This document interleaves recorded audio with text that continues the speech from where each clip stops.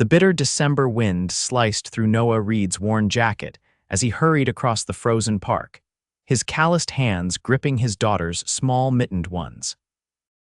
He was already 10 minutes late for his second job, but Emma had begged to see the Christmas lights reflecting off the lake before they turned them off for the season. "Dad, look how pretty." 7-year-old Emma pointed excitedly at the colored lights twinkling in the darkness, her breath puffing white clouds in the frigid air. "Beautiful, sweetie," Noah agreed, checking his watch again. The temp agency would dock his pay if he was more than 15 minutes late, and the heating bill was already overdue. "Just 5 more minutes, then we have to go, okay? Dad's got to get to work." Emma nodded solemnly, her blonde pigtails bobbing beneath her too small knit Kappa hand-me-down from their neighbor's daughter. She understood more than any 7-year-old should about tight schedules and making ends meet. Noah watched her skipping along the path that circled the lake, staying close to him as she'd been taught. At 32, he'd never imagined life would be this hard. After his wife, Melissa, died 3 years ago from cancer, he'd been left with crushing medical debt, a preschooler to raise alone, and a teaching job that barely covered the rent on their tiny apartment. "Emma, stay back from the edge, honey," he called as she ventured toward the shoreline. The park signs warned that the ice wasn't uniformly thick, especially near the edges where warning cones had been placed. That's when he heard it, a scream followed by a sickening crack. It wasn't Emma. His daughter froze in place, turning toward the sound with wide eyes. Noah followed her gaze to the other side of the lake, where a slender figure had crashed through the ice about 20 feet from shore. He could see arms flailing, hear desperate cries for help carrying across the frozen expanse. "Emma, stay right here, don't move." Noah commanded, already sprinting around the path, shedding his jacket as he ran. He knew the lake wasn't deep, maybe 8 feet at most, but the freezing water would cause hypothermia within minutes. When he reached the area, he could see a woman struggling in the dark water, her panicked face visible in the glow of the Christmas lights. Her expensive-looking wool coat was pulling her down as it absorbed water. "Help, please," she gasped, her fingers clawing at the breaking edge of ice. "Hold on," Noah called. He dropped to his stomach at the shore and began crawling out onto the ice, distributing his weight. "I'm coming." Inching forward on his belly, Noah made his way toward the hole. The ice creaked ominously beneath him. "I can't feel my legs." The woman's voice was growing weaker, her movements slowing as the cold water sapped her strength. Noah knew he wouldn't reach her in time at this pace. Making a split-second decision, he rolled to the side and kicked off his boots. Taking a deep breath, he dove into the water several feet from where she was struggling. The cold hit him like a hammer. It stole his breath and sent knives of pain through every inch of his body. But Noah had grown up swimming in cold Michigan lakes, and he forced his limbs to move, powerful strokes bringing him to the woman's side. "I've got you," he gasped, his arm circling her waist. "Stop struggling. Let me do the work." Her eyes, a striking amber color, locked onto his, filled with terror and relief. She nodded, shivering violently. Noah towed her toward the shore where the ice was sturdier. Using his elbows, he managed to haul himself up, then pulled her after him. They crawled the last few yards to solid ground, both trembling uncontrollably. "Dad, Dad!" Emma was running toward them, his discarded jacket clutched in her small arms. "Emma, go, get help," Noah managed through chattering teeth. "Find someone with a phone." As Emma ran to a couple walking nearby, Noah turned to the woman he'd rescued. She was curled into herself, her lips blue, expensive leather boots and tailored pants soaked through. Her dark hair was plastered to her face. "We need to get these wet clothes off you," he said, his mind fighting through the cold-induced fog to remember his wilderness survival training from Boy Scouts. "Hypothermia." "I have a car," she whispered, her teeth chattering violently. "Heated seats, P-parked near the south entrance." Noah nodded, struggling to his feet and helping her up. She leaned heavily against him as they stumbled toward the path. Emma returned with an elderly couple who immediately draped their coats around Noah and the woman. "Ambulance is coming," the old man said, "but they said it might be 20 minutes with the roads icing over." "My car," the woman insisted. "It's closer." She fumbled in her coat pocket and extracted a key fob with trembling fingers. Black Range Rover. Noah nodded his thanks to the couple. We'll wait in her car. Emma, stay with us. They staggered to the parking lot, Noah supporting most of the woman's weight. When they reached the luxury SUV, he pressed the key fob and helped her into the passenger seat before cranking the heat to maximum. He sat Emma in the back seat and then slid behind the wheel, his clothes dripping onto the leather interior. "Thank you," the woman said, her shivering beginning to ease as the heated seats worked their magic. "I'm Olivia Kincaid." "Noah Reed," he replied, rubbing his hands together in front of the vent. "And that's my daughter Emma." "You saved my life," Olivia said, her amber eyes intense as she studied him. "I don't even know how to thank you." Noah shrugged, uncomfortable with the gratitude. "Anyone would have done the same." "No," she said quietly. "They wouldn't have." Emma leaned forward from the back seat. "Are you okay, lady? You looked really scared in the water." Olivia's expression softened as she turned to Emma. "I was very scared, but your dad was very brave." Noah noticed Olivia's shivering had mostly stopped, but her clothes were still soaked. "We should get you to a hospital to check for hypothermia." "I'll be fine," she insisted. "I have a house about 10 minutes from here. Hot shower, dry clothes." She hesitated, looking at Noah and Emma's wet state. "You both need to get warm too. Please, let me at least offer you that much." Noah glanced at his watch and winced. He was definitely going to miss his shift now. The agency would probably drop him for good this time. "I appreciate the offer, but Dad, I'm cold," Emma said quietly from the back seat, and Noah's protest died in his throat. "Okay," he conceded. "Just to get warmed up, then we need to head home." Olivia gave him directions to a gated community on the north side of town. As they drove through the pristine streets, lined with massive homes decorated with professional Christmas displays, Noah felt increasingly out of place in his wet clothes and beat-up work boots. When they pulled up to a sprawling modern house with floor-to-ceiling windows, Noah tried not to gape. The three-story structure looked like something from an architectural magazine, with stone and glass blending seamlessly into the wooded landscape. "This is your house?" Emma asked, her eyes wide with wonder. Olivia smiled, some color returning to her face. "It is." "Come on, let's get inside and get you both some dry clothes." Inside, the house was as impressive as its exterior open concept with soaring ceilings, a massive stone fireplace, and tasteful modern furnishings. Noah stood awkwardly in the entryway, conscious of the puddle forming beneath him on the marble floor. "The guest rooms are upstairs," Olivia said, gesturing toward a floating staircase. "Each has its own bathroom. You'll find robes in the closets. Just leave your wet things outside the door, and I'll put them in the dryer." "Thank you," Noah said, guiding Emma upstairs. He helped his daughter into the bathroom of the first guest room they found, turning on the shower and adjusting the temperature. "Can you manage on your own, sweetie?" "I'll be right next door if you need me," Emma nodded bravely. "I'm 7, Dad. I can shower by myself." Noah smiled and kissed the top of her head. "That's my big girl. Don't forget to wash your hair." In the adjacent room, Noah peeled off his freezing clothes and stepped into a shower that had more jets and settings than he'd ever seen. The hot water felt heavenly against his chilled skin, and he stood under the spray longer than strictly necessary, savoring the warmth and pressure that put his apartment's weak trickle to shame. Afterward, he wrapped himself in a plush robe that hung in the closet, gathered his wet clothes, and checked on Emma.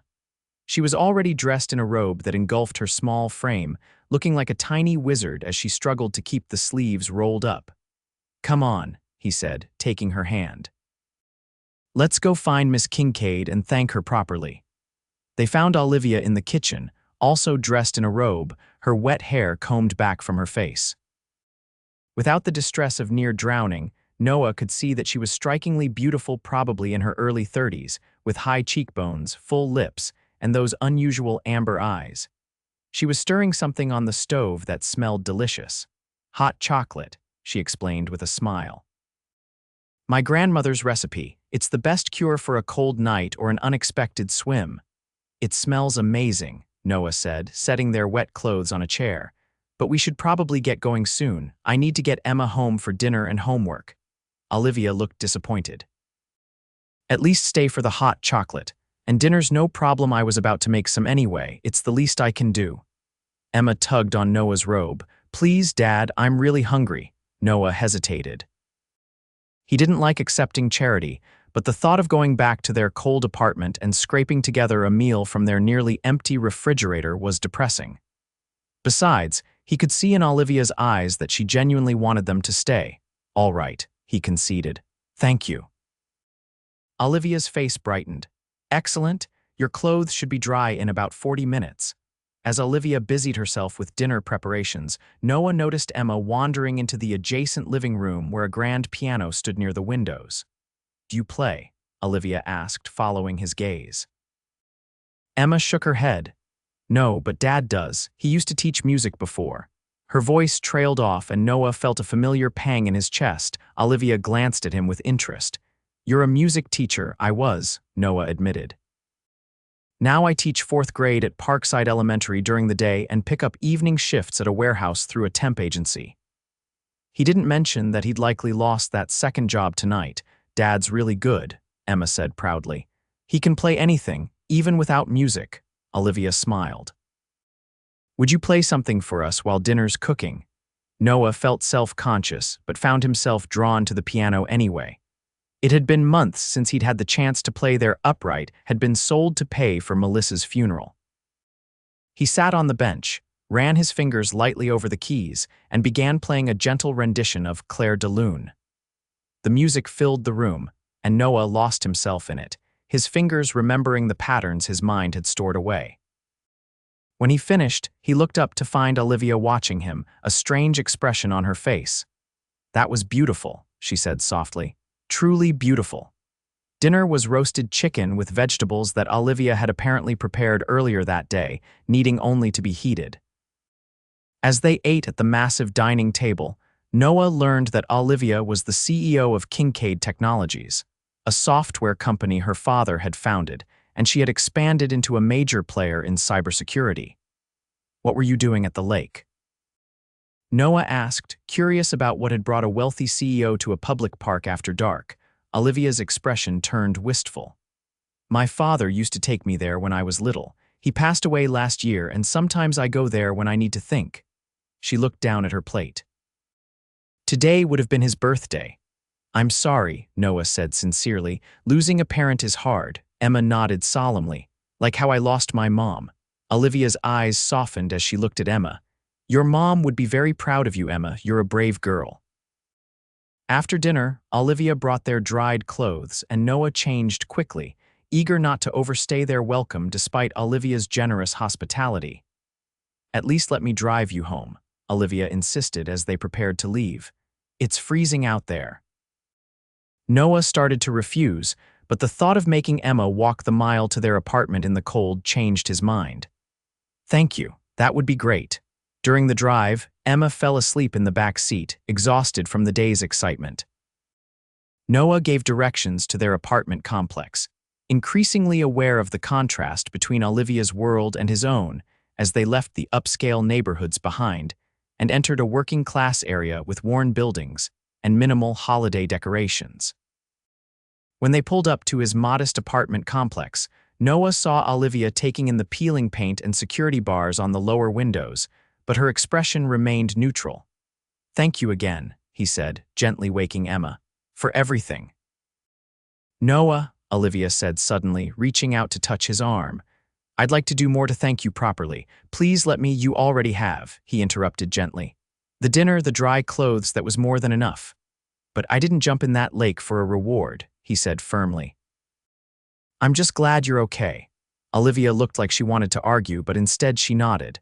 At least take my number, in case you change your mind. Noah hesitated, then pulled out his old flip phone and entered the number she recited.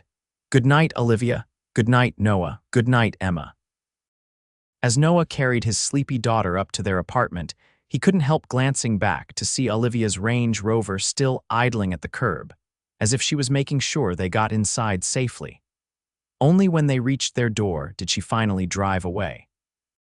The next morning, Noah received a call from the temp agency he'd been terminated for missing his shift. With a sigh, He began looking through the classifieds for another evening job while Emma got ready for school. When they stepped outside, Noah stopped short. Parked in the spot where his ancient Honda Civic had been was a brand new SUV with a giant red bow on top. Attached to the bow was an envelope with his name on it. "Dad, whose car is that?" Emma asked, eyes wide. Noah opened the envelope with shaking hands and found a note. "Noah, this isn't a payment for saving my life, because we both know that's priceless. Consider it instead a thank you for reminding me what true courage looks like. The title and insurance are taken care of for a year. If you want to return it, you know how to reach me." Olivia inside the envelope was also a business card for Kincaid Technologies with a handwritten note on the back. "We're looking for a director of community outreach. Hours 9-5, salary commensurate with experience, full benefits. No lake diving required. Interview Monday at 10. Noah stared at the card in disbelief. His first instinct was to call her immediately and refuse both gifts. His pride wouldn't allow him to accept such charity. But then he looked at Emma, with her too small coat and the holes in her sneakers that he couldn't afford to replace, and hesitated. "Dad," Emma tugged on his sleeve. "What's wrong?" "Nothing, sweetie," he said, tucking the card into his pocket. "Let's get you to school." He didn't use the new car, walking Emma to school as they always did. But the image of it waiting in the parking lot, and the job offer burning a hole in his pocket, occupied his thoughts all day. By that evening, he'd made his decision. He called Olivia from the privacy of the apartment balcony while Emma was doing her homework. "Hello, Noah," she answered immediately, as if she'd been waiting for his call. "I can't accept the car," he said without preamble. "It's too much." "I understand," she replied, sounding disappointed but not surprised. "What about the job?" Noah took a deep breath. "I'd like to interview for it, properly. Not as a favor, but because you think I might be qualified." "I do think you're qualified," Olivia said, and he could hear the smile in her voice. "Your background in education, your obvious dedication to community, those are exactly what we're looking for. The position involves overseeing our educational initiatives and scholarship programs." Noah felt a weight lifting from his shoulders. A stable job with regular hours would mean so much for him and Emma. "Then yes, I'll come Monday for an interview." "Wonderful," Olivia paused. "And Noah, would you and Emma like to join me for dinner this weekend? Nothing fancy, just—" "I enjoyed your company." Noah found himself smiling. "I think we'd like that.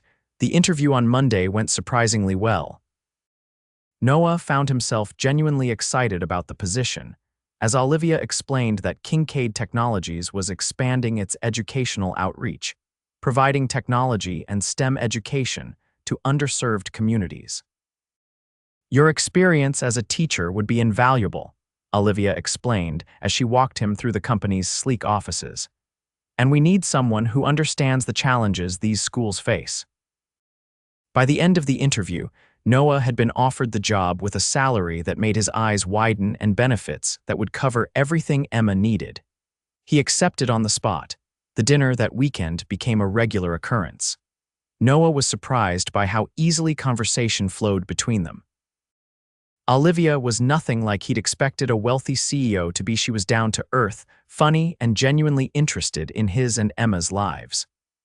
"My father started the company in our garage," she explained one evening as they walked along the frozen lake, the same one where they'd met. Emma was feeding ducks a few yards away, carefully staying back from the edge. "He never forgot where he came from, and neither have I. The money, the house, it's all nice, but it's not who I am." Over the next few months, Noah thrived in his new position. He developed programs that brought technology education to schools like the one where he'd taught, and Olivia gave him the freedom to implement his ideas without micromanagement. Their friendship deepened as winter turned to spring. Noah found himself looking forward to their time together, dinners at her house, weekend outings with Emma, quiet conversations after his daughter had gone to bed. Olivia became a fixture in their lives, helping Emma with her science fair project, attending her school play, bringing groceries when Noah caught the flu. One evening in April, as they sat on Olivia's patio watching Emma chase fireflies in the garden, Noah realized he'd fallen in love with her. The thought both thrilled and terrified him. He hadn't allowed himself to love anyone since Melissa died, and the differences in their circumstances still felt insurmountable. "Penny for your thoughts," Olivia said, nudging his shoulder gently. Noah smiled. "Just thinking how different things are from a few months ago." "For me too," she admitted. "Before I met you and Emma, I was just going through the motions. Work, sleep, repeat." She hesitated, then added softly, "You both brought something back to life in me." Their eyes met, and Noah felt his heart racing. Before he could respond, Emma ran up, proudly displaying a jar with 3 glowing fireflies. "Look what I caught," she exclaimed. The moment passed, but something had shifted between them. As Noah drove home that night in the used car he'd purchased, having finally convinced Olivia to take back the SUV, he wondered if she could possibly feel the same way about him. His answer came the following weekend, when Olivia invited them to her lake house for Emma's birthday. She'd gone all out with decorations, a cake shaped like a piano, and thoughtful gifts that showed how well she'd come to know his daughter. After Emma had gone to bed, exhausted from a day of swimming and birthday excitement, Noah joined Olivia on the dock where she sat with her feet dangling in the water. "Thank you for today," he said, sitting beside her. "You made it really special for her." "I love seeing her happy," Olivia replied, looking out over the moonlit water. "I love seeing you both happy." Noah took a deep breath. "Olivia, these past few months have been, I never expected any of this when I jumped into that lake." She turned to him, her amber eyes reflecting the moonlight. "Neither did I, but now I can't imagine my life without you and Emma in it." "I'm afraid," Noah admitted, "afraid that I'm not enough, that our worlds are too different." Olivia reached for his hand. "Noah Reed, you are more than enough. You're everything I never knew I needed," she smiled. "And our worlds aren't so different anymore. You've brought yours into mine, and I've stepped into yours." Noah looked down at their intertwined fingers. "I haven't felt this way since Melissa. I didn't think I could." "And I've never felt this way about anyone," Olivia whispered. "I was always too busy building my father's legacy to build a life of my own. Until now." Noah cupped her cheek with his free hand. "I love you, Olivia." "I love you too," she replied, leaning into his touch. "Both of you." Their first kiss was gentle, tentative, like testing ice to see if it would hold. But unlike the frozen lake that had brought them together, this connection was solid and strong, warming them from within. As spring turned to summer and then fall, their relationship deepened. Noah's work at Kincaid Technologies expanded, and he found himself not just employed, but fulfilled professionally for the first time in years. Emma blossomed with the stability and love that surrounded her, excelling at school and starting piano lessons that Olivia arranged with a renowned teacher. They maintained separate homes at Noah's insistence. He wanted Emma to adjust gradually and needed to preserve his own sense of independence. But they spent most weekends together, creating a rhythm that felt increasingly like family. 1 year to the day after Noah had pulled Olivia from the frozen lake, he took her back to the spot where they'd met. The park was once again decorated with Christmas lights, reflecting off the now frozen water, and snow dusted the trees like powdered sugar. "It looks beautiful," Olivia said, her breath forming clouds in the cold air. "Hard to believe a year has passed." "Best year of my life," Noah replied, squeezing her gloved hand. "Well, except for that first icy swim," she laughed, the sound carrying across the quiet park. "I still have nightmares about that sometimes, but they always end with you pulling me out." Noah stopped walking and turned to face her. "I have something to ask you." Olivia's eyes widened slightly as Noah reached into his pocket and pulled out a small velvet box. "I talked to Emma first," he said, his voice steady despite his racing heart. "She's 100% on board." He opened the box to reveal a modest but beautiful diamond ring. "I know this isn't what you're used to, it's perfect," Olivia interrupted, tears forming in her eyes. Noah dropped to one knee, ignoring the cold seeping through his pants. "Olivia Kincaid, you fell through the ice and into my life exactly 1 year ago. Every day since then has been brighter, warmer, more meaningful because you're in it. Will you marry me?" "Yes," she said without hesitation, pulling him to his feet and into her arms. "Yes, absolutely yes." As he slipped the ring onto her finger, cheers erupted from behind a nearby cluster of trees. Emma came running toward them, followed by a small group of their closest friends whom Noah had arranged to be there for the moment. She said yes, Emma announced excitedly, throwing her arms around them both. Does this mean I get to be a flower girl? The very best flower girl, Olivia assured her, kneeling to hug her soon-to-be stepdaughter. That night, as they celebrated with a small dinner party at Olivia's house, soon to be their house, Noah found himself reflecting on the journey that had brought them here. From a desperate plunge into freezing water to a warm embrace of love and family, from struggling to make ends meet to building a future filled with possibility. What are you thinking about, future husband? Olivia asked, finding him alone in the kitchen. Noah smiled, pulling her close. About ice breaking and hearts melting. About how sometimes the coldest moments lead to the warmest beginnings. Very poetic, Professor Reed, she teased, using the nickname she'd given him when he'd started teaching part-time at the community college, another dream rekindled since they'd been together. I'm serious, he said, brushing a strand of hair from her face. If someone had told me a year ago that I'd be standing here with you, planning our wedding, watching Emma thrive, doing work I believe in, I would have said they were crazy. And if someone had told me I'd fall through ice and then fall in love with the man who saved me, Olivia replied, I might have been tempted to jump in on purpose. Noah laughed, then grew serious. Thank you for accepting us exactly as we were. For never making me feel like I needed to be more than I am. Noah Reed, Olivia said, framing his face with her hands, you've never been just anything. You're the man who jumped into freezing water to save a stranger. You're the father who puts his daughter first always. You're the teacher who believes every child deserves opportunity.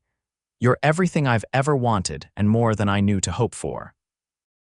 As they rejoined their guests, Noah watched Emma showing her friends the piano pieces she'd been practicing, saw the pride in Olivia's eyes as she watched, and felt a completeness he'd once thought was lost to him forever.